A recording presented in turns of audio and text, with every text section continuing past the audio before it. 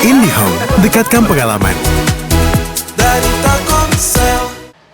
Kami akan langsung membahasnya untuk Anda pemirsa bersama dengan sejumlah narasumber yang telah bergabung di Apa Kabar Indonesia Malam. Yang pertama sudah ada Bang Saud Sagala yang merupakan peneliti bencana dan lingkungan dari ITB. Selamat malam Bang Saud. Selamat malam Mbak Tiara. Terima kasih sudah hadir di sini. Terima kasih. Kemudian di sebelahnya sudah ada Pak Joko Widodo atau biasa disebut Pak Jeko, Ketua Satgas Bencana dari BRIN. Selamat malam Pak Jeko. Selamat malam Mbak Tiara. Sehat ya? Alhamdulillah baik. Alhamdulillah baik. Kemudian juga bergabung melalui sambungan virtual pemirsa bersama kami Pak Abdul Muhari yang merupakan Kepala Pusat Data dan Komunikasi Kebencanaan dari BNPB.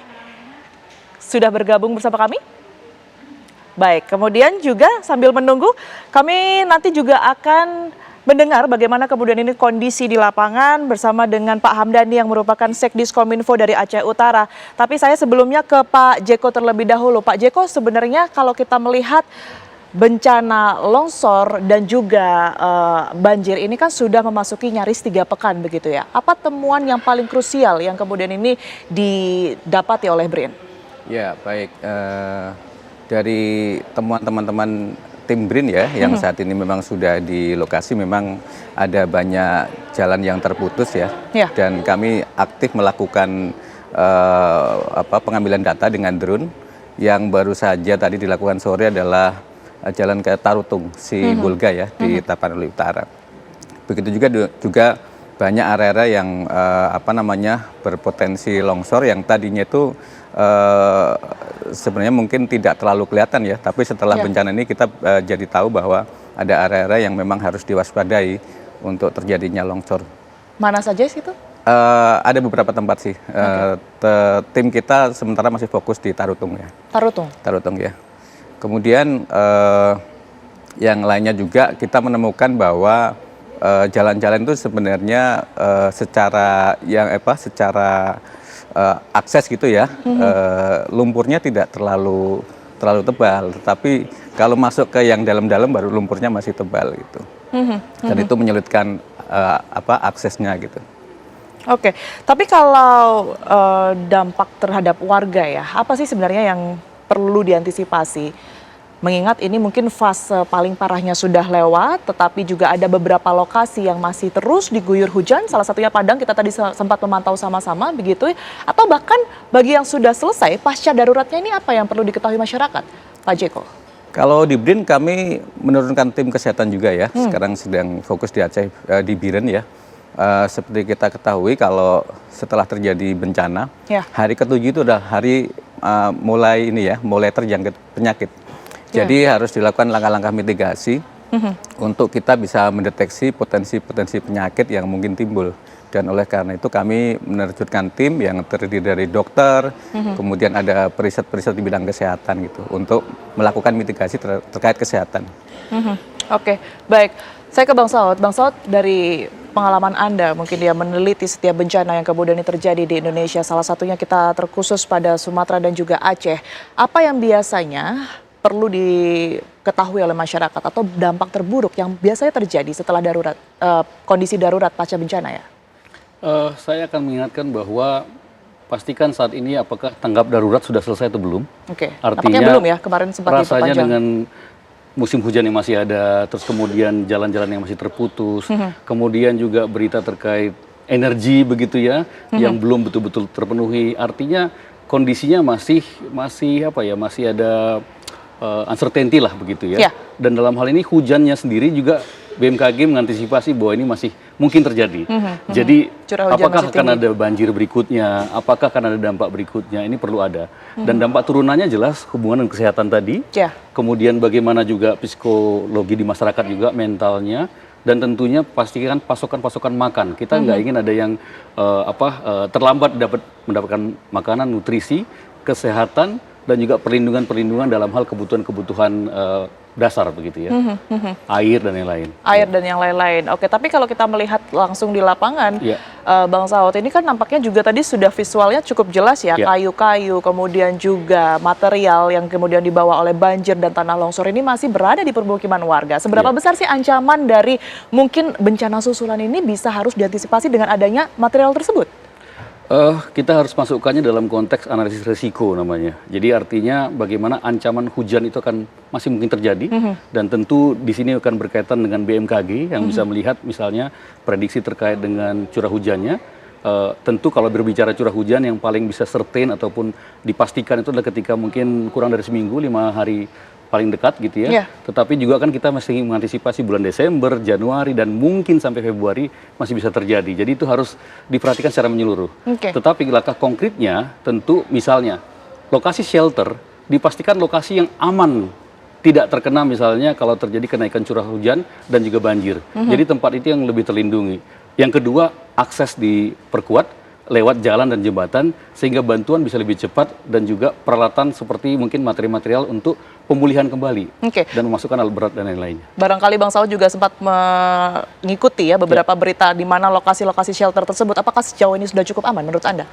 Beberapa mungkin masih dalam progres ya. Kalau melihat dari ininya bagaimana penduduk juga masih ada yang bergerak ya. Ada yang kalau kami lihat dari Bener Meriah itu mereka berjalan mencoba ke jalan yang lebih utama ya supaya menghindari daerah yang karena beberapa tempat itu kan daerah yang memang kemiringannya juga cukup tinggi. Ketika kita berbicara Aceh Tengah misalnya, itu daerah-daerah yang secara slope-nya juga masih berpotensi kalau ada hujan yang curah hujannya tinggi. Sehingga hal itu perlu diperhatikan memindahkan orang ke lokasi yang katakanlah dampaknya relatif lebih kecil dibandingkan di tempat semula misalnya. Oke, baik. Saya ke Pak Hamdani ya yang mungkin sudah tergabung bersama kami. Selamat malam Pak Hamdani. Ya, selamat malam di sini. Baik. Kami di Posko Utama Aceh Utara. Baik Pak Hamdani, terima kasih. Pak Hamdani mungkin boleh diinformasikan terlebih dahulu bagaimana kondisi Aceh Utara hari ini Pak? Ya, sejak tanggal 26 November lalu, tim Pemkab Aceh Utara terus bergerak bersama TNI Polri dan relawan, seluruh elemen masyarakat kami gerakkan, sehingga bantuan masa panik sudah tercukupi, sudah tertangani dari kota sampai ke pedalaman sekalipun. Walaupun masih terisolir seperti Sarah Raja ya, Sarah Raja Langkahan, Sunudun dan Sawang. Ya, saat ini sejumlah alat berat kita yang kita miliki di Aceh Utara sebanyak 8 unit terus bekerja di hari ke-6 kemarin tuh sampai saat ini menerobos jalan-jalan yang hancur, kemudian yang dipenuhi dengan lumpur-lumpur yang tebal. Saat ini di kota kecamatan Langkahan sudah bisa ditembusi dan sejumlah jalan negara juga sudah bisa dilewati. Dapat kami laporkan juga kerusakan paling parah di Aceh Utara yaitu jembatan saja 51 unit ya. Kemudian irigasi 12 unit, kemudian jalan mencapai 432 ruas, kemudian tanggul 78 titik, sekolah SD 383. Sampai saat ini sekolah-sekolah belum bisa digunakan atau proses belajar mengajar. Ini perlu adanya bantuan dari pihak provinsi maupun pusat sehingga daerah ini yang selama ini sangat berat dampaknya menjadi mudah dan bisa beraktivitas masyarakat kami di sini. Baik, singkat Pak Hamdani izin, tadi ada 3 sampai 4 wilayah yang Anda sebutkan masih terisolasi, itu benar-benar belum ada bantuan sama sekali kah atau bagaimana? Bantuan masa panik sudah bisa ditembusi berkat kerjasama TNI Polri dan pemerintah, relawan dan masyarakat Aceh Utara yang tidak terkena dampak juga ikut membantu. Namun untuk menggunakan kendaraan roda 4 masih sangat sulit ini 3 daerah itu. Jadi kami butuh alat berat. Baik. Inilah pusat atau provinsi harus memperhatikan kami. Alat berat harus segera dikirim agar ini tuntas dan bisa pulih kembali dalam tanggap darurat tahap 2. Ini kami sudah menetapkan tanggap darurat tahap 2 sampai dengan 22 Desember. Ya. Oke, bagaimana dengan mungkin sedikit ya Pak, ketersediaan BBM, kemudian juga makanan serta listrik di sana yang barangkali di wilayah lain ini juga seringkali terkendala, Pak Hamdani? Ya, kalau hari-hari pertama sampai ke 12 itu sangat terkendala dengan BBM. Ada BBM tapi antriannya panjang. Kemudian listrik juga masih sering padam, masih bergilir. Namun sudah ada yang sampai ke kecamatan itu sudah bergilir. Sempat tidak nyala itu sampai 1 minggu di pedalaman itu. Ya. Baik. Yang paling kendala hari ini adalah air bersih. Kita harus segera suplai air bersih untuk mereka. Karena air sungai dan air sumur itu masih keruh, sangat keruh. Baik. Apalagi selama ini juga diguyur hujan 2 hari ini. Kembali diguyur hujan, kemudian juga butuh bantuan air bersih serta alat berat di sana. Kebetulan saat ini sudah bergabung juga Pak Abdul Muhari yang merupakan Kepala Pusat Data dan Komunikasi Kebencanaan BNPB. Selamat malam Pak Abdul Muhari. Selamat malam Mbak. Baik, terima kasih sudah bergabung Pak. Nanti kami juga akan mengarah ke Anda untuk menanggapi apa yang sudah disampaikan ya keluhan warga khususnya di Aceh Utara karena memang sudah tergabung bersama kami untuk berbincang sekaligus di Apa Kabar Indonesia Malam. Tapi kita jeda terlebih dahulu. Pak Abdul Muhari, Apa Kabar Indonesia Malam masih akan kembali sesaat lagi untuk Anda pemirsa. Ada kembali di Apa Kabar Indonesia Malam, pemirsa. Saya akan langsung ke Pak Abdul Muhari ya. Pak Abdul Muhari, mungkin boleh langsung direspons apa yang tadi menjadi kendala dan juga keluhan warga di Aceh Utara, Pak. Nampaknya juga bantuan air bersih dan alat berat ini sangat-sangat dibutuhkan, tapi belum menyentuh ke area mereka. Ya, untuk Aceh Utara, ini berarti aksesnya dari Banda Aceh ya.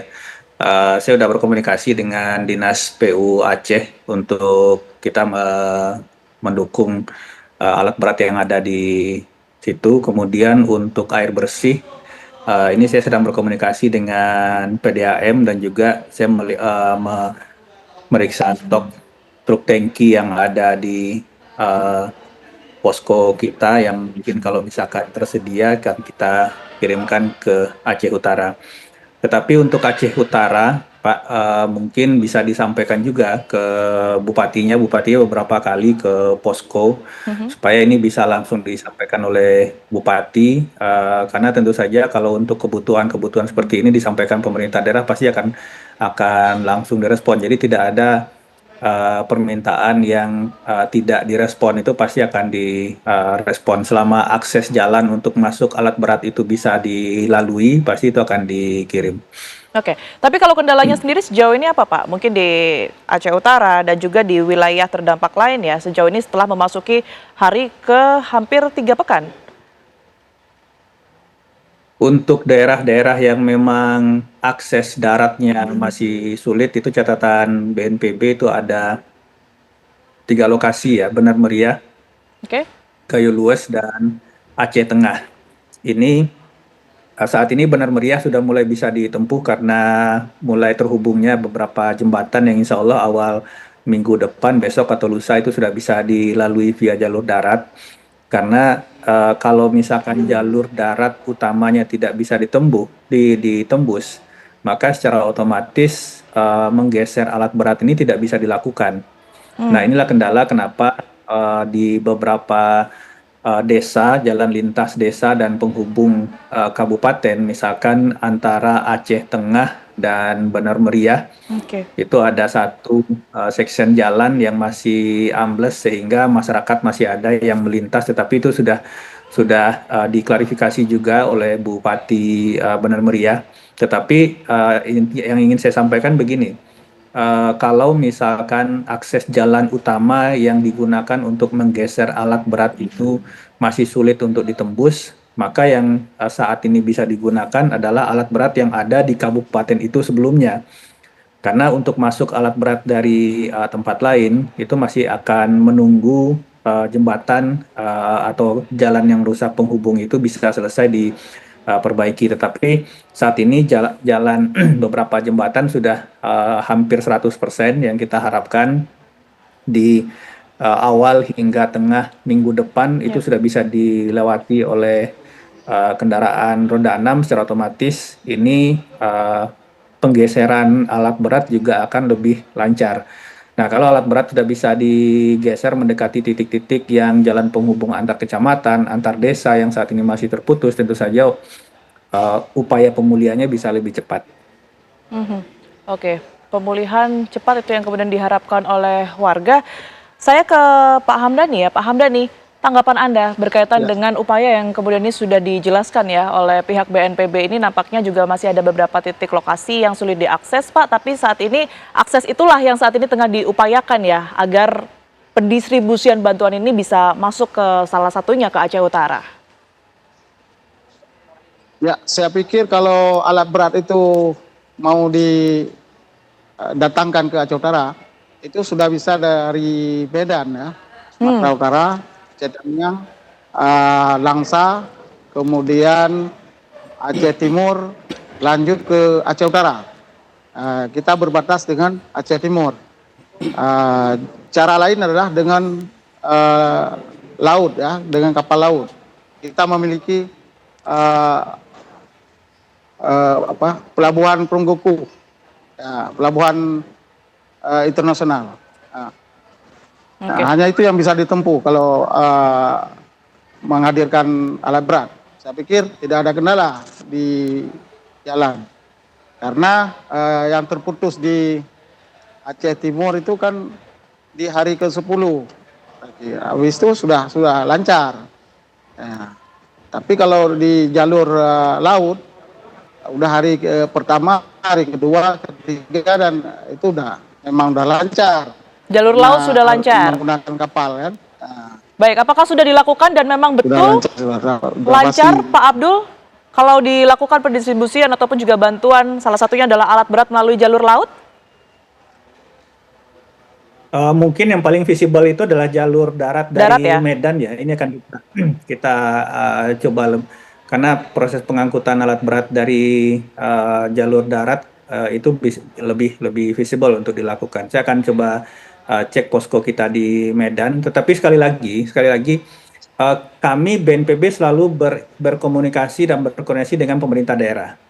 Jadi segala kebutuhan pemerintah daerah harusnya itu sudah tersampaikan kepada kami. Baik, kalau dari jalur laut, Pak Abdul, apa masalahnya? Yang ingin saya sampaikan begini, jangan sampai terkesan bahwa ini kami tidak tahu karena tidak diberitahu atau hal-hal yang belum terpenuhi sebelumnya. Karena kita selalu membuka komunikasi setiap hari, setiap malam pukul 8 hingga pukul 9 malam di posko gubernur dengan semua pemerintah kabupaten kota. Oke, jadi di sini kita semua terinformasi di sana ya. Informasi kebutuhan itu tersampaikan untuk bisa kita salurkan. Baik. Tetapi ini akan saya tindak lanjuti. Ini kita akan lihat ketersediaan alat berat kita dari Medan. Kalau itu bisa digeser segera, nanti akan kita geser alat berat kita via darat dari Medan, Mbak. Oke, baik. Saya ke Pak Jeko ya. Pak Jeko, kalau kita melihat kemarin Presiden ini sudah datang ketiga kalinya, lagi-lagi seperti yang tadi mungkin sudah dikatakan oleh Pak Abdul, untuk melakukan percepatan penanganan, semua bahu-membahu begitu ya. Tapi seberapa mungkin ini semua dilakukan dengan cepat, mungkin kurang lebih ya 2 pekan ke depan, 1 bulan begitu ya setidaknya, sehingga distribusi ini sudah benar-benar merata, diterima, dan apa yang paling utama untuk diperhatikan agar pemulihan ini bisa terasa oleh masyarakat? Ya, tentu kalau dengan kita bekerja saling bahu-membahu ya, semua akan dapat cepat kita lakukan ya. Dan yang penting saya kira kalau masyarakat sekarang itu tadi kebutuhan air tentu ya, itu adalah utama ya. Dan kemudian tentu kebutuhan makan ya. Dan BRIN juga saat ini sedang memberangkatkan Arsinum, air siap minum. Dan kebetulan sekarang sedang di atas kapal Roro yang menuju Belawan. Rencana nanti kami akan tempatkan itu di Tapanuli Tengah, kemudian di Takengon, dan satu lagi itu di daerah di Aceh, masih di Aceh juga gitu. Dan maksud saya di Aceh Tamiang ya, di Aceh Tamiang, karena kami sudah pelajari bahwa yang di kalau Aceh Tamiang itu bisa ditempuh dari Medan itu sekitar 3 sampai 4 jam. Kemudian kalau daerah Takengon itu sekitar 8 jam. Yang paling jauh memang Tapanuli Tengah itu sekitar 12 sampai 13 jam dari Medan. Oke, Takengon darat juga ya, artinya bukan Darat melalui juga, bandara juga, terdekat Rebele ya? Darat juga.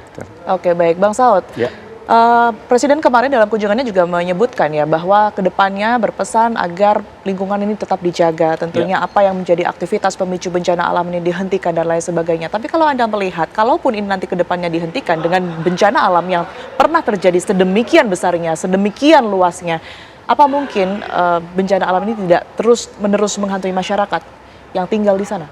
Saat ini kalau dalam teori kebencanaan kita mengenal istilah kerentanan. Jadi kerentanan yang terjadi saat ini tinggi. Jadi kalau dalam bicara kebencanaan itu ancaman dengan kerentanan itu menimbulkan risiko yang tinggi. Ancaman adalah yang tadi siklon Senyar itu yang membawa hujan yang besar kemudian menyebabkan longsor. Kerentanannya sudah tinggi. Mengapa? Kenapa? Karena tadi sudah ada kerusakan ekologinya begitu ya. Dan kemudian sempadan sungai itu banyak orang yang juga tinggal begitu ya. Jadi memang hal itu perlu diperbaiki. Salah satunya adalah melalui tata ruang. Kita harus tata kembali daerah mana yang risiko tinggi, yang harusnya katakanlah kita upayakan supaya mereka pindah dulu, supaya aman, ditempuh dengan mitigasi, supaya ancaman tadi bisa dikurangi. Plus long termnya adalah memperbaiki kerusakan ekologis tadi.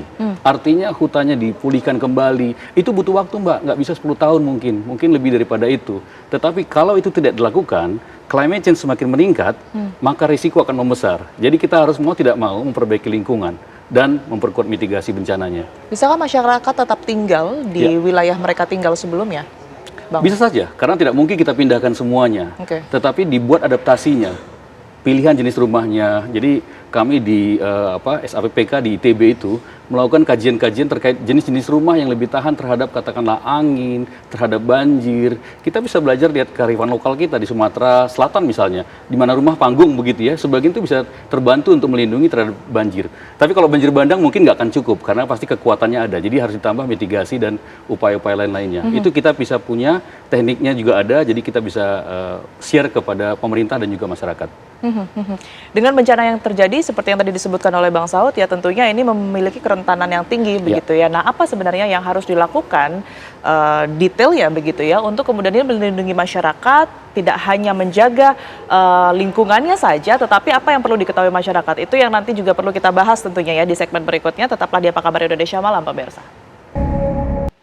Anda kembali di Apa Kabar Indonesia Malam pemirsa. Saya kembali ke Pak Abdul ya.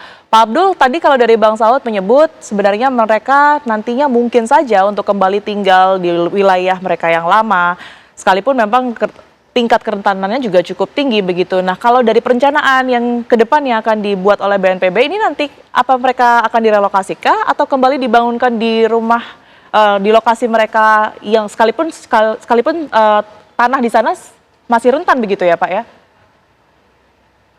Jadi ada dua tipe pembangunan kembali hunian masyarakat. Yang pertama itu adalah relokasi. Relokasi ini kita benar-benar memindahkan hidup dan penghidupan ya. Tidak hanya orangnya tetapi juga fasum-fasos mata pencarian dan transportasi nantinya akan dibangunkan di tempat yang baru.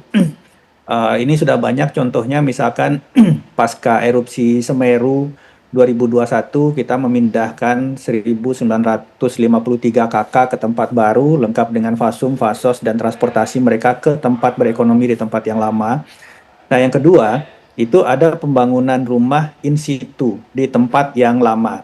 Nah untuk pembangunan tempat yang in situ ini itu yang disampaikan oleh Bapak Presiden insentifnya rumah rusak berat itu 60 juta, rusak sedang 30 juta, rusak ringan 15 juta. Tetapi ada satu konsep utama yang perlu nanti kita dan akan kita sosialisasikan adalah lokasi yang lama, lokasi existing ini itu bisa kita rekayasakan, bisa kita buat satu lingkungan yang lebih baik dengan apakah itu mitigasi yang sifatnya struktural maupun non struktural, apakah dengan dukungan vegetasi dan lain-lain. Supaya bencana yang terjadi saat ini tidak kita urus lagi tahun depan atau tahun 5 tahun lagi bencana yang sama di masa depan. Karena bencana ini ada peristiwa yang berulang, sekali dia terjadi di masa lalu, pasti dia akan terjadi lagi di masa depan. Jadi kalau untuk opsi perbaikan pemukiman yang in situ, nanti kami akan benar-benar melihat apakah di lokasi ini bisa dilakukan intervensi engineering untuk bisa mengurangi potensi risiko di masa depan atau tidak. Kalau itu masih bisa dilakukan, artinya misalkan ini jauh dari bantaran sungai. Ini mungkin rumahnya ternyata terdampak genangan lebih dari 50 atau kurang dari 50 cm, sehingga bisa kita intervensi dengan batas vegetasi dan seterusnya. Itu mungkin akan masih bisa masuk pertimbangan kawasan ini secara in situ bisa dibangun lagi. Tetapi kalau tidak, kalau asesmen kita terkait mitigasi bencana ke depan tidak mengizinkan masyarakat ini untuk bisa membangun kembali tempat lama, opsinya adalah relokasi. Dan ini tidak hanya untuk mereka yang saat ini terdampak, tetapi juga mereka yang berpotensi terdampak di masa depan. Ini juga akan kita usulkan untuk relokasi supaya nanti di masa depan kita tidak lagi mengulang kejadian yang sama. Baik, saya ke Pak Jeko. Pak Jeko, kalau dari BRIN kan kemarin sudah merilis ya, ada beberapa daerah aliran sungai yang kemudian ini berpotensi dan dekat sekali dengan terjadinya bencana. Kalaupun nanti cuaca akan terus seperti ini, masih hujan seperti apa yang kemudian disebutkan oleh BMKG, daerah-daerah mana saja yang kemudian ini paling rentan dan harus diwaspadai, Pak? Ya, kalau kita lihat dampaknya ya, dari hasil analisis citra radar yang kita lakukan kan dari jumlah desa, itu paling banyak kan di Aceh ya, ada 3.504 desa yang terdampak. Kemudian yang kedua adalah Sumatera Utara, ada 990 desa. Dan yang terakhir adalah Sumatera Barat, 187 desa ya. Artinya kami melihat bahwa Aceh tetap menjadi area yang terrentan ya, dan itu harus kita waspadai. Setelah itu baru kemudian Sumatera Utara dan Sumbar ya. Dan dengan adanya ditemukan 146 daerah aliran sungai yang sekarang terdampak ya, artinya itu menjadi PR kita untuk kita mengkaji kembali kekritisan das yang ada ya. Kita harus lakukan mitigasi, kita harus melihat kira-kira apa yang menjadi penyebab sehingga das itu menjadi terdampak, menjadi kritis ya. Kemudian nanti kita bisa melakukan langkah-langkah ke depan seperti apa untuk memperbaikinya gitu, kira-kira begitu. Kalau dari BRIN kemarin kan juga sempat bertemu dengan Menko PMK ya, dan sebelumnya juga DPR. Ini outputnya seperti apa? Ya, kalau DPR memang merekomendasikan BRIN ya untuk melakukan kajian-kajian mitigasi, terutama terkait mitigasi pengelolaan sumber daya alam ya. Kita harus melihat bagaimana sumber daya alam ini selama ini kita kelola, dan kita lihat di situ di mana letak kesalahannya, dan kemudian nanti kita bisa mencari solusi untuk perbaikannya gitu ya. Kemudian dengan Kementerian PMK itu sebenarnya kami kemarin melakukan rapat untuk integrasi data. Karena setelah ini tanggap bencana selesai, maka kemudian yang harus kita lakukan adalah bagaimana kita melakukan rekonstruksi kan yang di daerah terdampak. Dan BRIN sudah melakukan interpretasi citra dengan data resolusi tinggi 30 cm, 50 cm yang itu detail ya. Yang kemudian harapan kami itu bisa menjadi dasar untuk nanti proses rekonstruksi. Karena kami mulai juga mengidentifikasi bangunan terdampak, jalan terdampak, dan hal-hal lain juga yang nanti kemudian diharapkan menjadi dasar untuk rekonstruksi ke depan. Oke, baik. Saya ke Pak Hamdani. Pak Hamdani, kita ketahui bahwa Presiden memang sudah datang ya ke lokasi bencana ini sebanyak 3 kali. Banyak juga kemudian ini bantuan-bantuan yang diupayakan untuk pendistribusiannya bisa segera lancar sampai ke sana. Selain tadi disebutkan air bersih dan juga ada alat berat, apa yang Anda dorong begitu ya kepada pemerintah pusat untuk setidaknya membantu kemampuan daerah hingga saat ini mendukung percepatan penanganan bencana ini juga, Pak? Ya. Aduh. Pak Hamdani?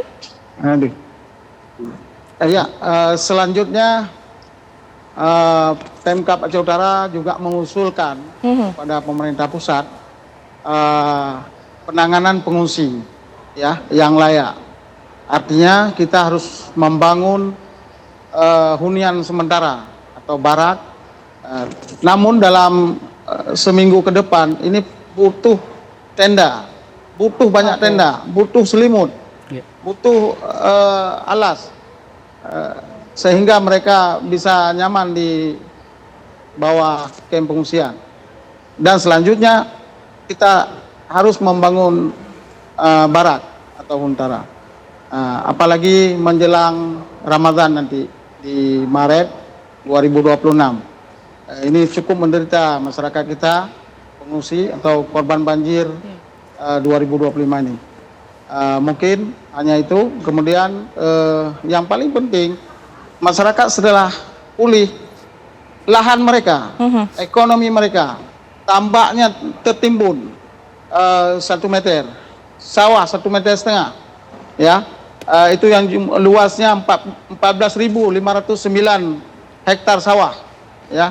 Kemudian tambak 10.674 hektar. Ini merupakan swasembada pangan yang akan anjlok, akan lumpuh total di tahun-tahun berikutnya.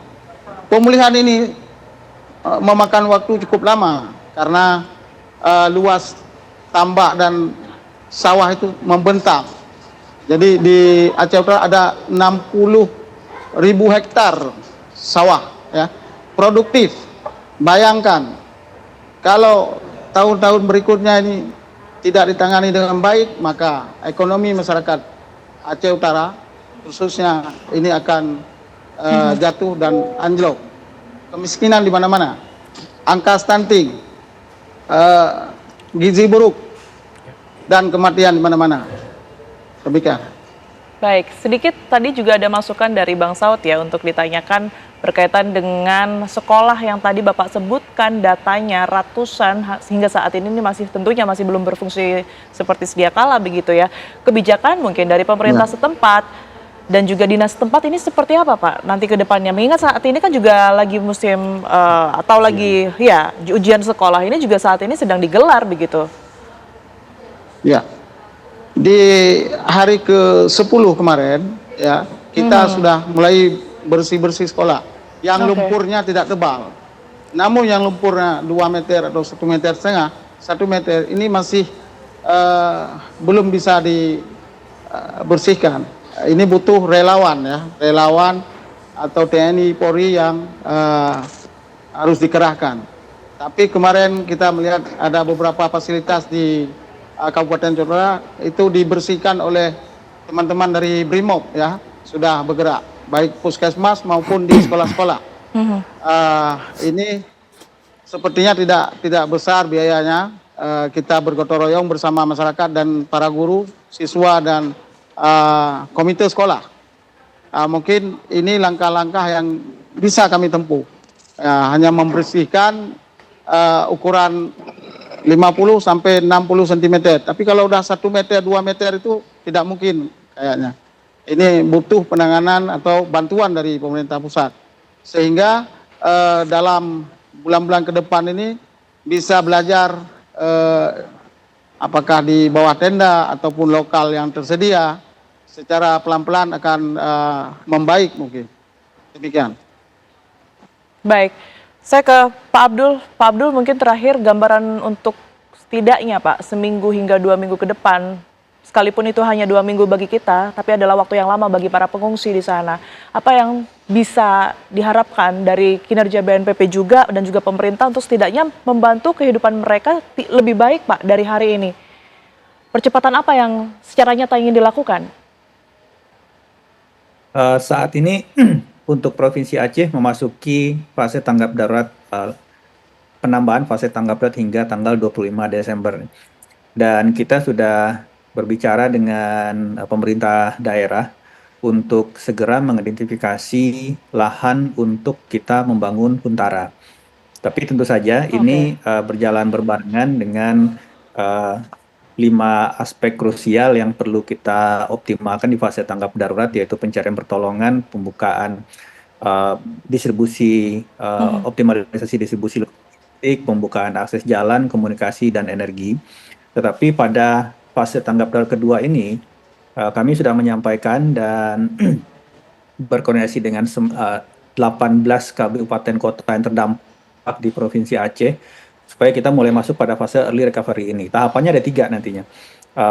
Pembangunan tempat titik pengungsian terpadu. Jadi saat ini masih terpisah-pisah. Ini pengungsian terpadu akan kita bangun per level kecamatan. Saat ini dropping tenda seperti tadi diminta Pak Hamdani sudah kita mobilisasi. Jadi dalam 2 minggu ke depan kita harapkan setiap kecamatan itu memiliki setidaknya 5 hingga 10 titik pengungsian terpadu yang terintegrasi dengan dapur umum, layanan sosial, psikososial, MCK tentu saja, dan sekolah sementara. Di Sumatera Barat kita di setiap titik pengungsian itu ada 2 tenda sekolah sementara yang sudah berfungsi. Nah, bertahap pada saat saudara-saudara kita saat ini di Aceh nanti masuk ke tenda-tenda pengungsian terpadu, ini Huntara kita bangun. Nanti Huntara selesai mereka pindah ke Huntara sambil menunggu hunian tetap.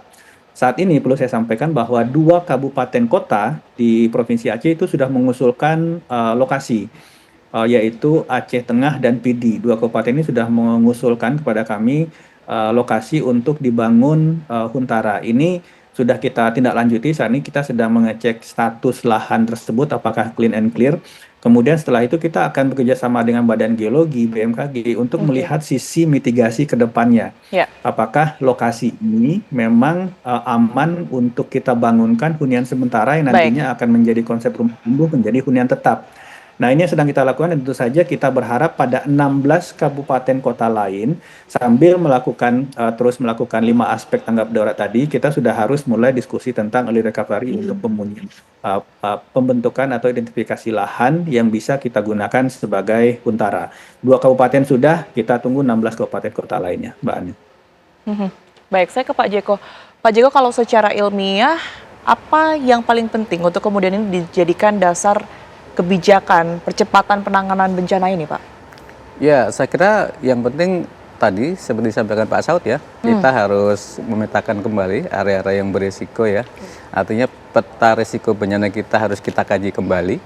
Kemudian kita harus membuat perencanaan ruang yang berbasis bencana dengan berdasarkan fakta yang ada sekarang gitu. Sehingga nanti ke depan harapannya ini tidak terulang lagi. Kira-kira begitu.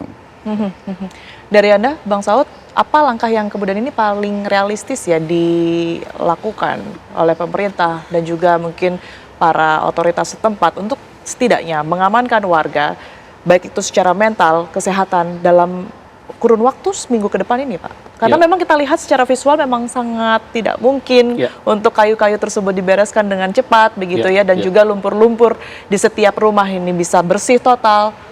Buat rencana kerja yang bertahap, pastikan lagi data yang kita punya adalah data yang betul-betul menyeluruh, karena data itu sebagian masih jujur aja simpang siur juga, karena pemerintah tentu punya data dan Pak Aam tadi sangat jelas mengatakan ada datanya, tetapi kita juga melihat juga ada data di sosial media sebetulnya. Artinya publik dihadirkan dengan ini yang mana sebetulnya begitu ya. Jadi data itu perlu dengan pemerintah jelaskan, tegaskan, tetapi memang mengcover memang kebutuhannya. Termasuk kebutuhan di mana orang yang masih belum tertangani, di mana yang masih ada butuh makanan, di mana yang masih butuhkan air, supaya kebutuhan dasar. ya? Betul. Yang kedua, setelah data itu ada, buat strategi yang jelas. Kita tentukan berapa? 5 hari akan selesai, 2 minggu akan selesai, atau bagaimana? Itu statement perlu ada. Supaya apa? Memang pasti ada kendala. Memindahkan alat berat itu tidak mudah. Tetapi kita juga berkaitan dengan saudara-saudara kita yang di sana, yang jelas membutuhkan, tidak bisa. Anda tadi menyebutkan 2 minggu itu waktu yang lama kan buat mereka. Bayangkan di situasi yang tidak mudah tadi. Dan saat ini cuaca juga di Aceh termasuk panas juga sebetulnya. Dalam tenda itu tidak mudah.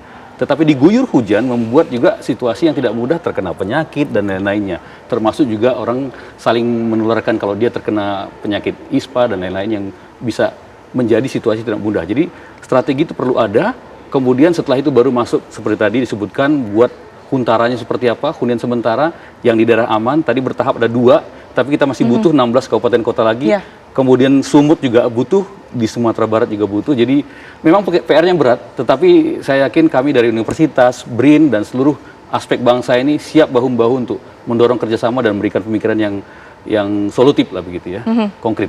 Oke, tadi dia poinnya, itu yang diharapkan pula oleh keluarga dan juga saudara-saudara kita di sana begitu ya, seluruh warga dan juga seluruh pihak ini untuk terus bahu-membahu membantu mereka yang ada di sana untuk memulai hidup kembali yang jauh lebih baik begitu. Terima kasih Bang Saud, kemudian juga Pak Jeko serta Pak Abdul dan juga Pak Hamdani telah bergabung bersama kami di Apa Kabar Indonesia Malam. Sehat selalu semuanya.